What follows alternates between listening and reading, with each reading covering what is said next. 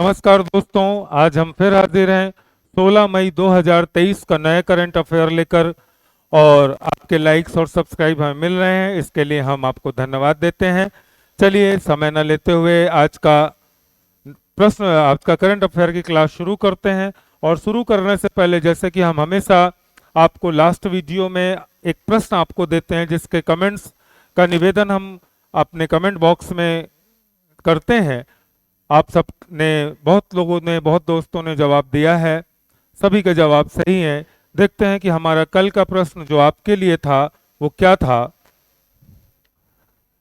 हमारा प्रश्न जो हमने आपसे जिसके आंसर की अपेक्षा की थी, वो प्रश्न था, सेल्फ एम्प्लॉयड कस्टमर्स के लिए हाल ही में किस बैंक ने रुपे क्रेडिट कार्ड लॉन्च किया है।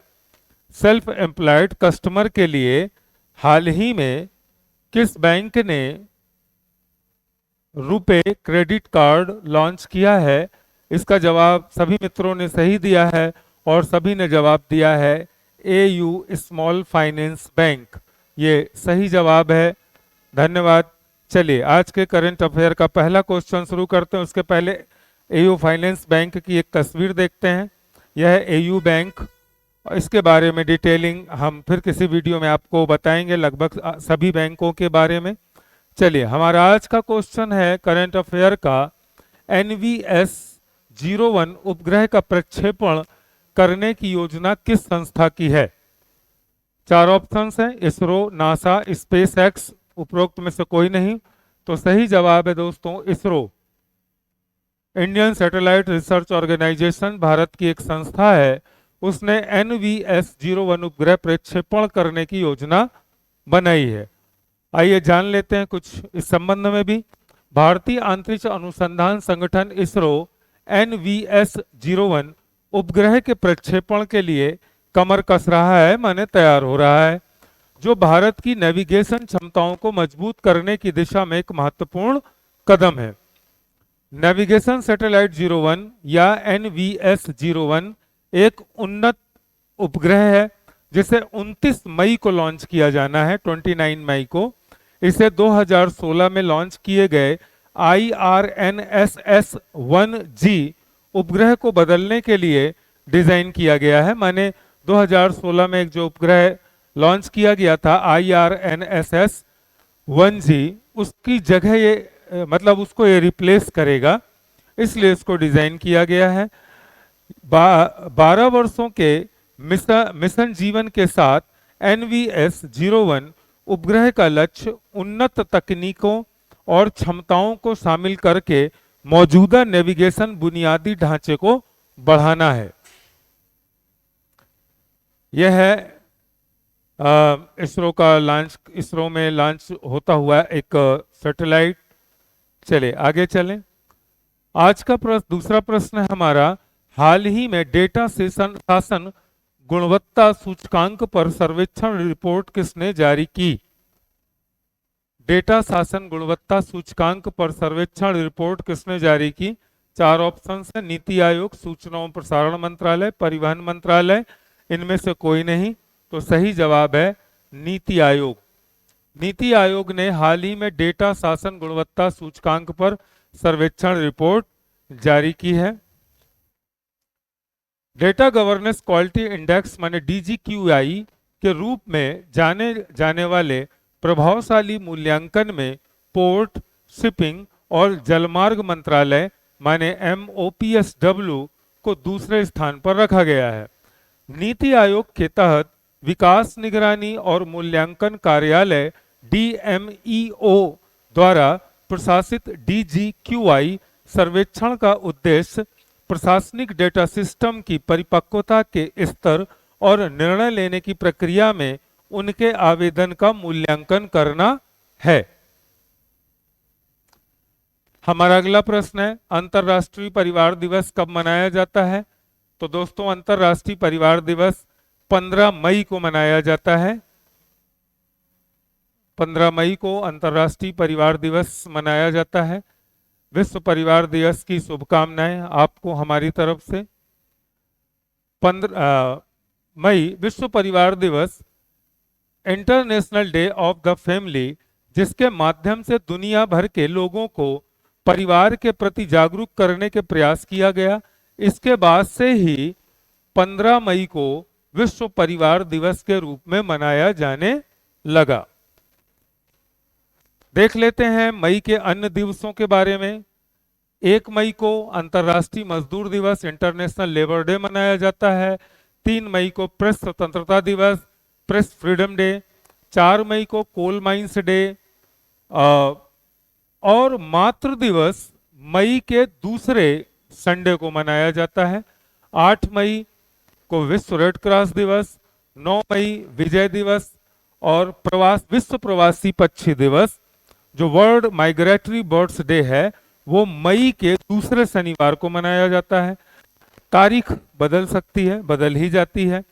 11 मई राष्ट्रीय प्रौद्योगिकी दिवस नेशनल टेक्नोलॉजी डे। 12 मई अंतर्राष्ट्रीय नर्स दिवस इंटरनेशनल नर्सेस डे। 15 मई विश्व परिवार दिवस international day of the family. 17 मई विश्व दूर संचार दिवस सूचना समाज दिवस वर्ल्ड टेलीकम्युनिकेशन डे या इंफॉर्मेशन सोसाइटी डे। 21 मई को आतंकवादी विरोधी दिवस एंटी टेररिज्म डे। 24 मई राष्ट्रमंडल दिवस कॉमनवेल्थ डे। 31 में माने 31 मई को विश्व तंबाकू निषेध दिवस एंटी टोबैको डे मनाया जाता है। हमारा अगला क्वेश्चन है, भारतीय रिजर्व बैंक आरबीआई ने ग्रीन वॉशिंग टेक स्प्रिंट में भाग लेने के लिए फाइनेंशियल इनोवेशन नेटवर्क GFIN के साथ हाथ मिलाया है। ग्रीन वॉशिंग क्या है? तो एक बार हम फिर को प्रश्न को रिवाइज कर दें कि भारतीय रिजर्व बैंक आरबीआई ने ग्रीन वॉशिंग टेक स्प्रिंट में भाग लेने के लिए global financial innovation network GFIN के साथ हाथ मिलाया है। ग्रीन वॉशिंग क्या है? 4 ऑप्शंस हैं हमारे पास। किसी उत्पाद सेवा या निवेश अवसर के पर्यावरणीय लाभों के बारे में अतिरंजित भ्रामक या निराधार दावे करने का अभ्यास। दूसरा, ESG निवेश को बढ़ावा देने का अभ्यास। तीसरा, कंपनियों के कार्बन पदचिह्न को कम करने का अभ्यास। चौथा, स्थायी वित्त का समर्थन करने का अभ्यास। 5वां, कंपनियों के पर्यावरणीय प्रभाव की निगरानी का अभ्यास। तो दोस्तों इसका सही जवाब है ESG निवेश को बढ़ावा देने का अभ्यास। माने इसका सही जवाब है बी, ESG निवेश को बढ़ावा देने का एक अभ्यास है जो भारतीय रिजर्व बैंक ने ग्रीन वॉशिंग टेक स्प्रिंट में भाग लेने के लिए global finance innovation network GFIN के साथ हाथ मिलाया। इसमें जो ग्रीन वॉशिंग है वो है ESG निवेश को बढ़ावा देने का अभ्यास। चलिए, यह रिजर्व बैंक ऑफ इंडिया का लोगो आपकी स्क्रीन पर। चलिए नेक्स्ट क्वेश्चन देखते हैं हम। GFIN के ग्रीन वॉशिंग टेक स्प्रिंट के लिए कौन सा संगठन वर्चुअल टेक स्प्रिंट की मेजबानी कर रहा है? क्वेश्चन एक बार फिर से दोहरा दे रहा हूं। GFIN के ग्रीन वॉशिंग टेक स्प्रिंट के लिए कौन सा संगठन वर्चुअल टेक स्प्रिंट की मेजबानी कर रहा है?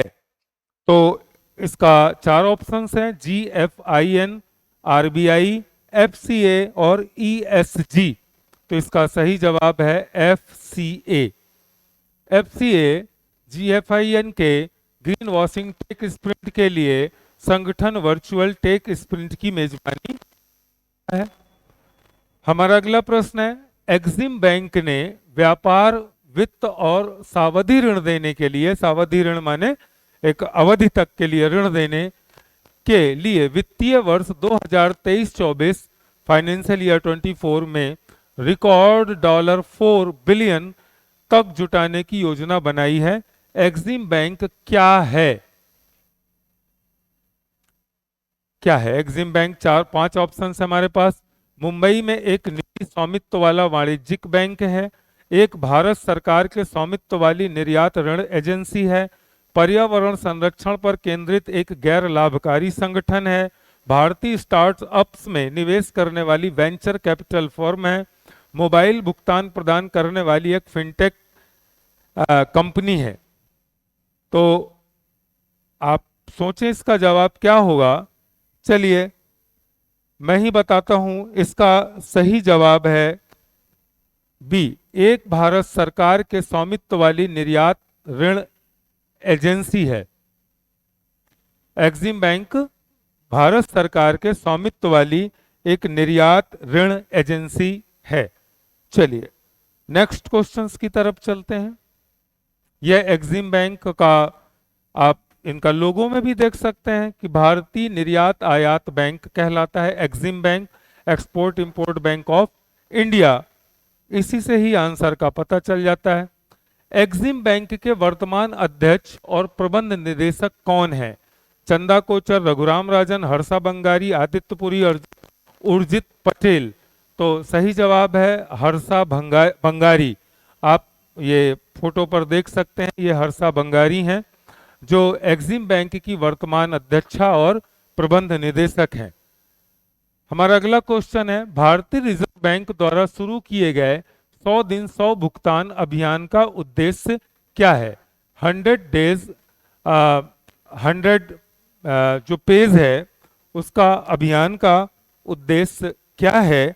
5 ऑप्शन है हमारे पास, बल्कि 4 ऑप्शंस हैं। आरबीआई द्वारा अनुरक्षित डीईए फंड में अदावी जमा को स्थानांतरित करने के लिए बैंकों को प्रोत्साहित करना, बैंकिंग प्रणाली में लावारिस जमा की गई मात्रा को कम करने और उन्हें उनके सही मालिकों दावेदारों को वापस करने के लिए। मित्रों यही सही जवाब है। जो 100 पेज 100 डेज आरबीआई ने जो नया अपना अभियान शुरू किया है उसमें 1 जून से यह शुरू होगा। 1 जून से बैंक प्रत्येक जिले में उन बैंकों के जो में जिनके भी अकाउंट्स है, जिनका कोई नॉमिनी नहीं है, जिनका कोई वारिस नहीं है, जिनका कोई दावेदार नहीं है, उनको ढूंढकर वो पैसा उनको सौंपना इस अभियान का उद्देश्य है। हमारा अगला प्रश्न है, आरबीआई द्वारा जमाकर्ता शिक्षा और जागरूकता कोष क्या है? तो सही ऑप्शंस हैं 4। बैंक विफलताओं के मामले में जमाकर्ताओं को क्षतिपूर्ति करने के लिए उपयोग किए जाने वाला फंड है, या जमाकर्ताओं के बीच वित्तीय साक्षरता को बढ़ावा देने के लिए इस्तेमाल किए जाने वाला फंड है, या आरबीआई के कर्ज का भुगतान करने के लिए इस्तेमाल किए जाने वाला फंड है, या वंचित बच्चों के बीच शिक्षा को बढ़ावा देने के लिए इस्तेमाल किया जाने वाला फंड है।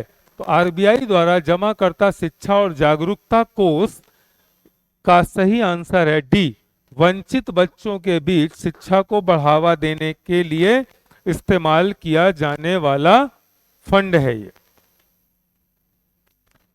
हमारा अगला प्रश्न है, परिपक्वता की तारीख से, परिपक्वता माने मैच्योरिटी की तारीख से 10 वर्षों के भीतर बचत या चालू खातों या मियादी माने फिक्स्ड डिपॉजिट जमा राशियों में दावा न किए गए जमा राशियों का क्या होता है? मान लीजिए आपकी एफडी बैंक में है, वो मैच्योर्ड हो गई और उस या चालू खाता है या सेविंग अकाउंट है, उसको कोई दावा नहीं करता, तो उसका जो पैसा है वो उनके मालिकों तक जाता ही नहीं है, क्योंकि उन्होंने दावा नहीं किया, तो वो पैसा बैंकों में ही रह जाता है। तो उसका पैसे का होता क्या है? तो 4 ऑप्शन है हमारे पास। उन्हें बैंक के लाभ और हानि खाते में स्थानांतरित कर दिया जाता है, या उन्हें आरबीआई द्वारा बनाए गए जमाकर्ता शिक्षा और जागरूकता कोष में स्थानांतरित कर दिया जाता है, या उन्हें दान में दे दिया जाता है, या उनका उपयोग बैंक के कर्ज चुकाने के लिए किया जाता है। तो इसका सही जवाब है बी नंबर, उन्हें आरबीआई द्वारा बनाए गए जमाकर्ता शिक्षा जागरूकता कोष में स्थानांतरित कर दिया जाता है, जो वंचित बच्चों के लिए होता है। हमारा अगला प्रश्न है, मार्च 2023 में भारत की औद्योगिक उत्पादन वृद्धि 5 महीने के निचले स्तर 1.1% पर आ गई। भारत के औद्योगिक उत्पादन के किस क्षेत्र ने मार्च 2023 में खराब प्रदर्शन किया।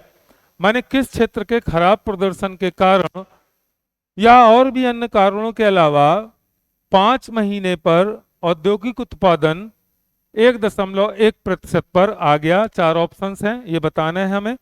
खनन, विनिर्माण, शक्ति, इंफ्रास्ट्रक्चर। तो इसका सही जवाब है दोस्तों सी, शक्ति। पावर के क्षेत्र में जो भी खराब प्रदर्शन किया है। हमारा अगला प्रश्न है, भारत में आईआईपी के लिए आधार वर्ष क्या है?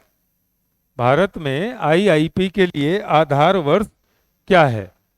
2001-2, 2006-7, 2010-11, 2011-12, 2015-16। तो इसका सही जवाब है मित्रों 2011-12। ये आईआईपी का आधार वर्ष है।